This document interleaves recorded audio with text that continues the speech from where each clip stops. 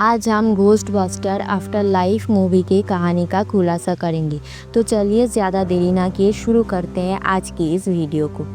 इस मूवी की शुरुआत में दिखाया जाता है कि समरविल शहर में एक इंसान था जिसका नाम था ईगॉन स्पेंगलर। वो अपने फार्म में घोस्ट को पकड़ने की कोशिश करते हैं, खुद के बनाए हुए huge power house proton pack और फार्म के चारों तरफ बिछाया हुआ घोस्ट ट्रैप से। लेकिन वो किसी तरीके से फेल हो गए और उन्हें घोस्ट ने पकड़ लिया और वो हार्ट अटैक से मारे गए। फिर वो घोस्ट वापस समरविल के माइन में चला गया।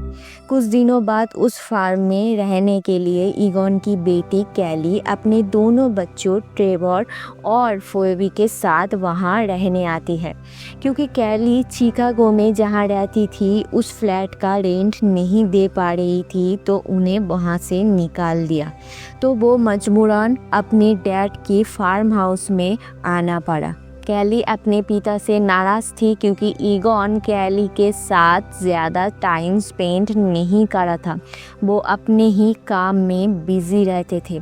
इस घर में आने के बाद फोएबी को एक अजीब सा डिवाइस मिला। वो उसे अपने पास ही रखी। असल में ये डिवाइस घोस्ट के आसपास होने का इंडिकेशन देता है। फोएबी को इस घर में घोस्ट के होने का महसूस हो रहा है क्योंकि हर रोज़ उसके सजाए हुए चेस बोर्ड में कोई चाल चल रहा है। फोएबी समरविल में एक समर साइंस क्लास ज्वाइन करती है क्योंकि उसे साइंस बहुत पसंद है। उसे लगता है साइंस ही दुनिया है। वहाँ के टीचर सिस्मोलॉजिस्ट गैरी गुबरसन फोएबी की माँ कैली सिंगल है ये पता चलते ही उससे सेटिंग करने की कोशिश करते हैं। इस क्लास में फोएबी का एक दोस्त भी बनता है जिसका नाम पॉडकास्ट है, जो हमेशा माइक लेकर घूमता रहता है और अपने आसपास के चीज़ों को रिकॉर्ड करके पॉडकास्ट बनाता है। पॉडकास्ट फोएबी को एक बंद पड़ा हुआ माइन में ले जाता है जहां माइन के एक दीवार पर कुछ अजीब पेंटिंग थी। इसके बारे में पॉडकास्ट कहता है कि इस पेंटिंग के बारे में बहुत सारी कहानियां हैं, पर सच क्या है किसी को नहीं पता। फिर वो दोनों वहाँ से वापस घर चले जाते हैं। इस तरफ ट्रेवर एक रेस्टोरेंट में जॉब करता है। वहाँ उसकी एक दोस्त बना जिसका नाम लकी है। ट्रेवर उससे इम्प्रेस करने के लिए अपनी एज को भी बढ़ा कर बोलता है। ट्रेवर को गाड़ियों का शौक है, तो उसने अपने नाना का घोस्ट बस्टर गाड़ी इक्टो-1 को ईगॉन की मदद के ज़रिए रिपेयर कर लेता है। एक दिन फोएबी ने उस अजीब से डिवाइस को यूज़ करके जिस तरह वो डिवाइस इंडिकेशन दे रहा था उस तरफ जाके उसे घोस्ट ट्रैप डिवाइस मिलती है। अगले दिन वो उस डिवाइस को साइंस क्लास में ले जाती है और उस डिवाइस को देखकर गैरी ने इसे एक घोस्ट ट्रैप कहा क्योंकि वो घोस्ट बस्टर के फैन हैं, जिन्होंने 1940 के दौरान न्यूयॉर्क में जब बहुत ज़्यादा ज़ोंबी अटैक होने लगा था, तब 4 लोग अचानक कहीं से प्रोटॉन पैक, जो काफ़ी हद तक बंदूक की तरह दिखता है, उससे ज़ोंबीज़ को बंद कर टैप करा था और न्यूयॉर्क को ज़ोंबी मुक्त किया था।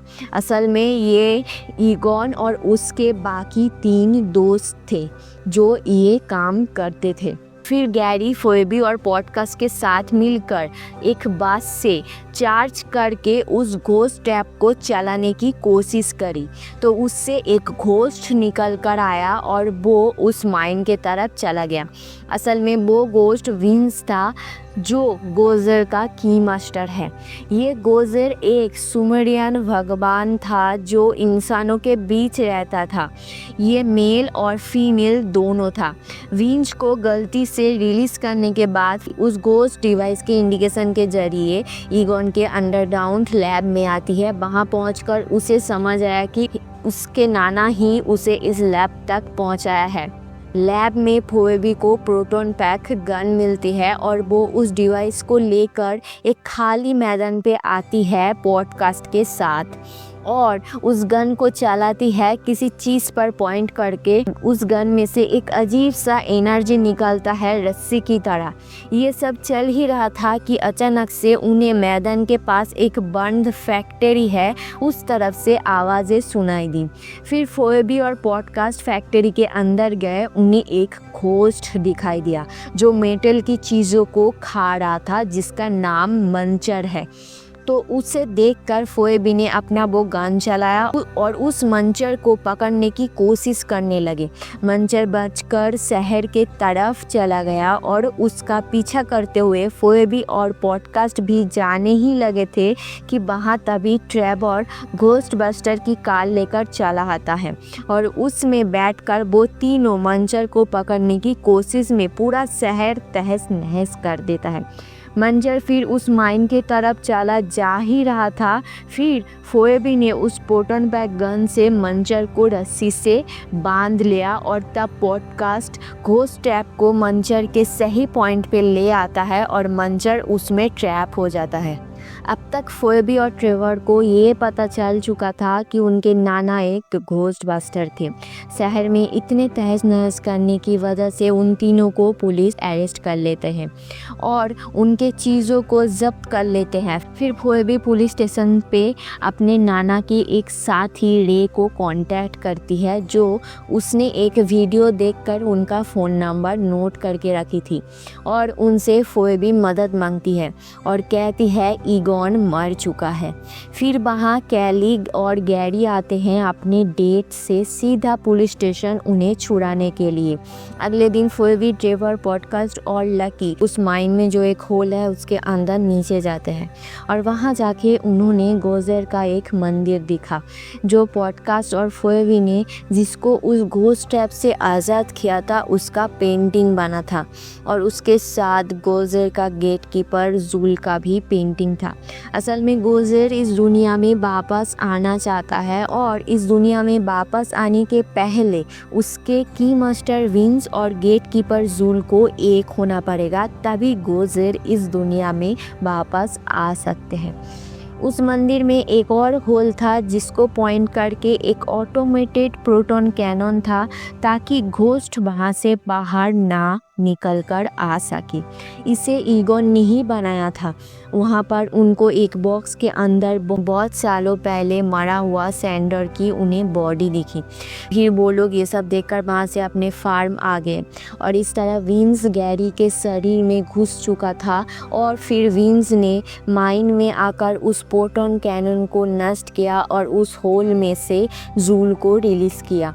इस तरफ कैली ने अपने डैड की अंडरग्राउंड लैब को खोजा और वहाँ उसे अपनी बचपन से लेकर अब तक की सारी फ़ोटोज़ मिली और इन सब चीज़ों को देखकर कैली को एहसास हुआ कि उसके ऊपर हमेशा नज़र रखता था उसका डैड।